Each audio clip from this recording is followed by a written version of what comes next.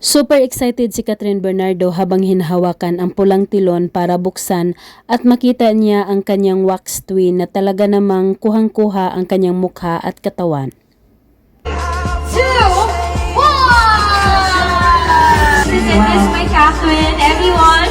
This is her first stop, and then she'll fly to Hong Kong. Si Kathryn Bernardo ang the newest ambassador ng wax figure for Madame Tussauds Hong Kong.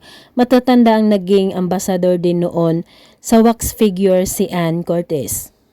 Oh, the skin texture, The eyes, the eyelashes. even my piercings. Oh, actually, it's the same here. Super na-amaze si Kathryn Bernardo sa kanyang wax figure twin dahil kuhang-kuha umano ng ang kanyang mukha, skin, mga kamay at ang nilagay na hikaw nito. Eyes, the eyelashes. Even my piercings. Oh, actually, it's the same here. My nails. Your nails. Wow. Isang napakagandang Kathryn Bernardo statue ang pinagkaguluhan sa stage dahil mula ulo hanggang paa at kasuotan nito ay perfect ang paggagawa at talaga namang mamamangha ka.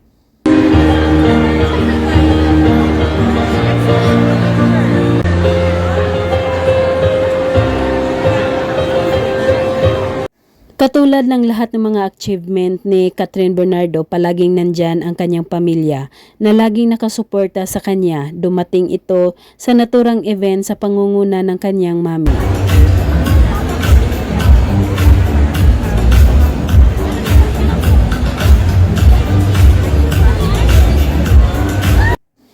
Kitang-kita sa mukha at mga ngiti ng dalaga ang saya at excitement at proud sa panibagong achievement ng kanyang buhay. Super daming blessings at tuloy-tuloy ang mga ito.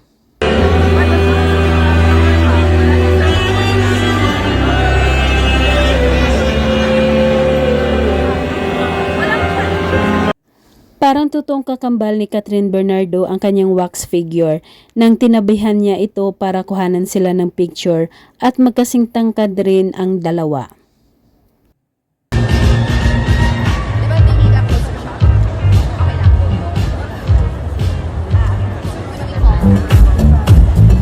Okay, so we are going to...